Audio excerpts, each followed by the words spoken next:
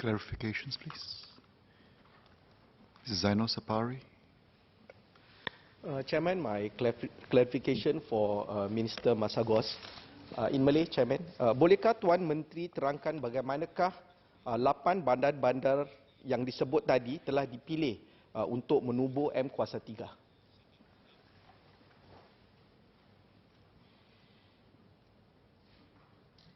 Thank you. May I reply in Malay too, Mr. Chairman? Yes, please. Kita telah memilih 8 kawasan tersebut memandangkan jumlah penduduk persentasi peratus penduduk Melayu Islam di sana paling ramai. Ini boleh membuatkan keberkesanan lebih tinggi dalam kita memberikan tumpuan dengan aset-aset yang kita ada sekarang. Tapi jelas, ini adalah satu percubaan. Setelah ini, kita akan mengembangkan lagi di kawasan-kawasan yang lain. Mr. Faizal Manap.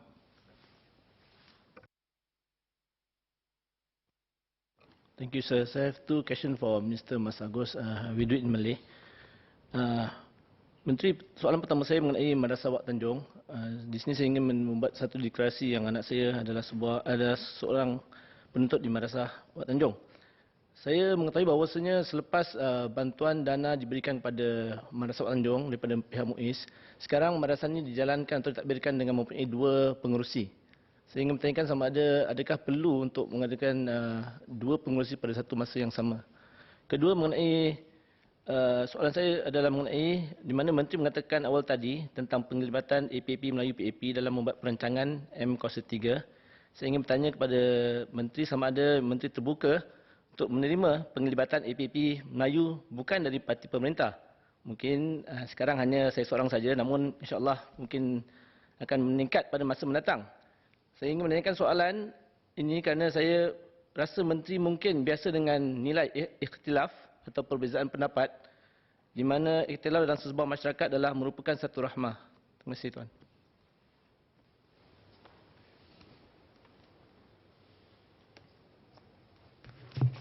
Pembentukan in Malaysia.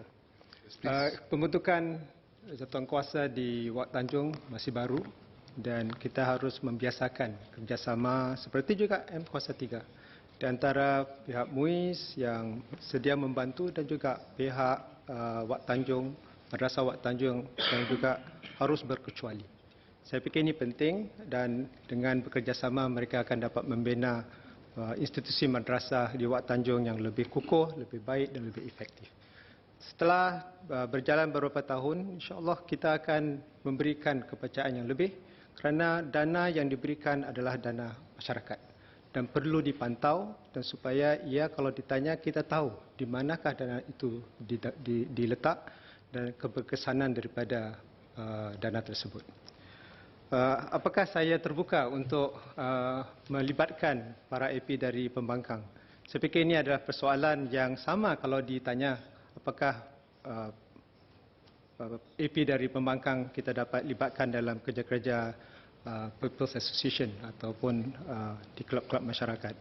Saya fikir dari segi prinsipnya mungkin boleh. Tapi dari segi tujuan parti politik itu adalah untuk membantah, untuk menjadi parti yang tidak setuju dengan apa yang kita lakukan. Jadi saya fikir lebih baik dari segi matlamat parti-parti pembangkang untuk menumpukan kepada apa yang mereka lebih baik untuk masyarakat. Dan kita akan terus kerjasama dalam hal-hal yang saya fikir kita tidak perlu bercanggah. Dr. Intan.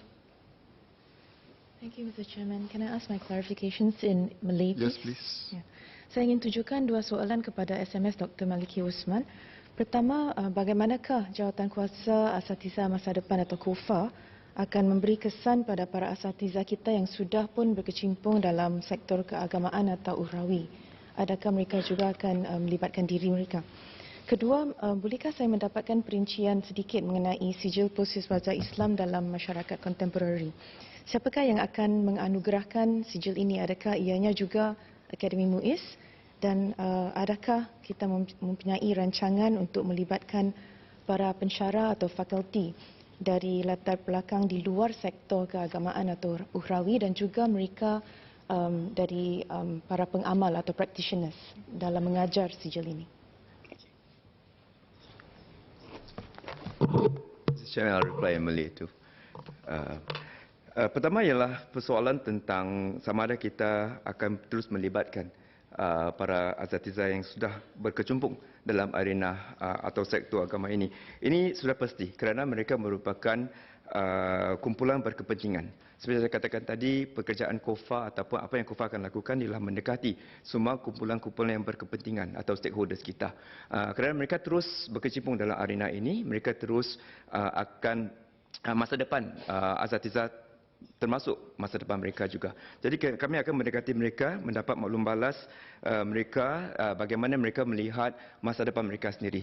Apakah ruang-ruang sedia ada dalam sektor agama yang perlu diperluaskan mungkin untuk mereka terus berkembang, menjayakan kejayaan mereka, dan juga bagaimana mereka boleh mungkin mengambil peluang yang akan disediakan menerusi KOFA. Kerana KOFA juga ingin melihat bagaimana kita boleh meluaskan peluang-peluang kerjaya untuk para asatiza kita dalam sektor-sektor luar agama. Jadi dari konsep KOFA kita akan mendekati semua lapisan masyarakat, mendapatkan maklum balas mereka. Bagi mereka yang sedang sudah pun berada dalam sektor agama, kita mengalu-alukan kerjasama mereka. Kita ingin memberikan satu harapan yang baru untuk mereka juga. Dari aspek perincian PCICS. PCICS seperti saya katakan tadi adalah lanjutan ICON.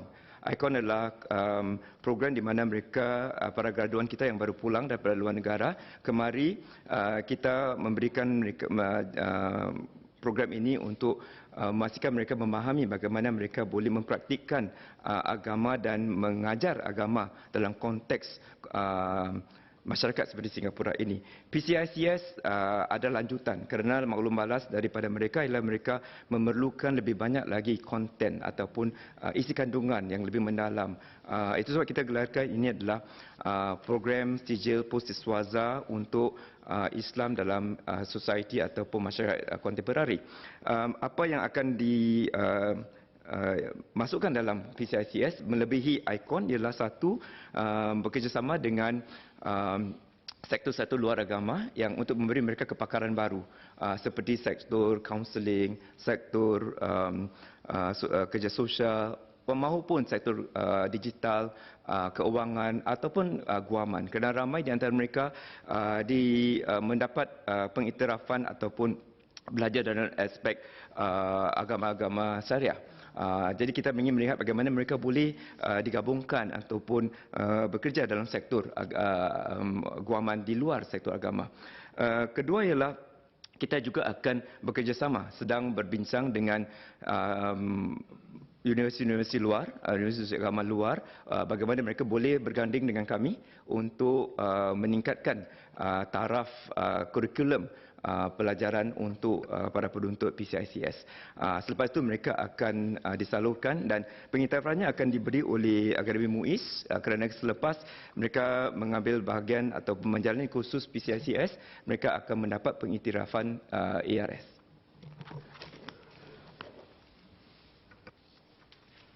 Mr. Mohamad. Mr. Chairman, I have three clarifications for Minister. Minister, firstly, is MQ, MUIS, Mendaki, and Mesra. In my interactions with people, they have mentioned that it's very Malay-centric. I welcome the move that you mentioned that MQ wants to partner with all organizations, including Indian Muslim organizations, etc. But how can we have people from the Chinese Muslims as well as Indian Muslims feel welcome to be also part of this narrative? That's one. Secondly, is there a timeline for Singapore Islamic College? When is it? Can we expect it to be up and ready? And thirdly, it's about. Recently, I was involved in a talk with the South Mosque Cluster, and during that interactions with the Azatizas, they did mention that previously in MUIS there used to be a function that looks into youth development, and now I understand there is Azatiza Youth Network. But however, can we bring that youth functionality back so that we can have a youth focus in every single mosque that we have in Singapore? Thank you.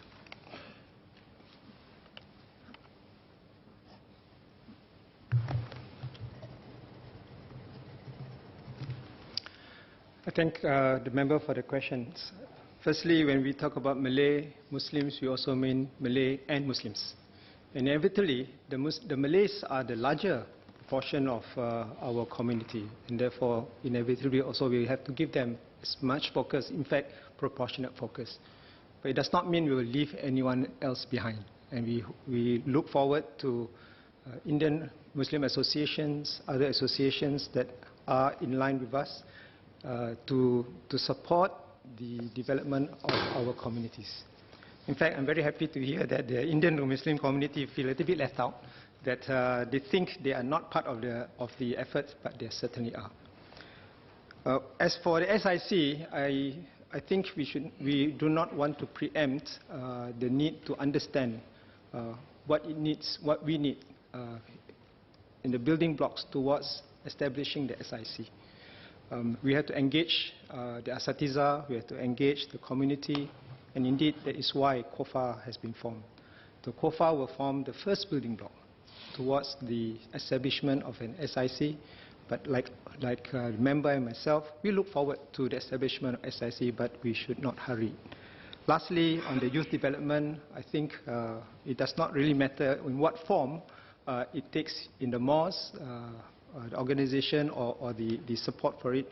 We all know how important youth are, and we certainly will not neglect them. Ms. Rahayu Mazam. Thank you, Chairman. My question is for MOS Zaqy. I am happy to hear of the efforts that Mendaki is doing in aligning with some of the national programs. I think I just want to say that the efforts that we do for the Malay Muslim community is really with regards to trying to also make sure that we succeed with other Singaporeans. The Malay Muslim is part of the bigger Singapore, and I'm so happy to hear that you're also aligning with the efforts of Uplift. I just wanted to check what are the other ways in which we are ensuring that the Mendaki's efforts are also being kept aligned with national programs, national KPIs, so that we are also on par and also working towards the same goal overall in the country. So I thank the member for her question. Indeed, many of our programs are targeted at some of the challenges that we face in the community. So for example, KMM was something we looked at because you look at where MOE is headed as well. Preschool has shown to be one area which we need to look at because many of our kids end up overrepresented when they go into LSP, LSM. So KMM came in, but really after that, you try to also manage and align it together with national programs so that we can also tap on the expertise as well as resources at the national level. So it goes both ways. Among other things that we could potentially look at would be potentially reviewing Mendaki tuition scheme to see how it aligns with the primary school and secondary changes that were just announced by MOE, for example, subject-based bending.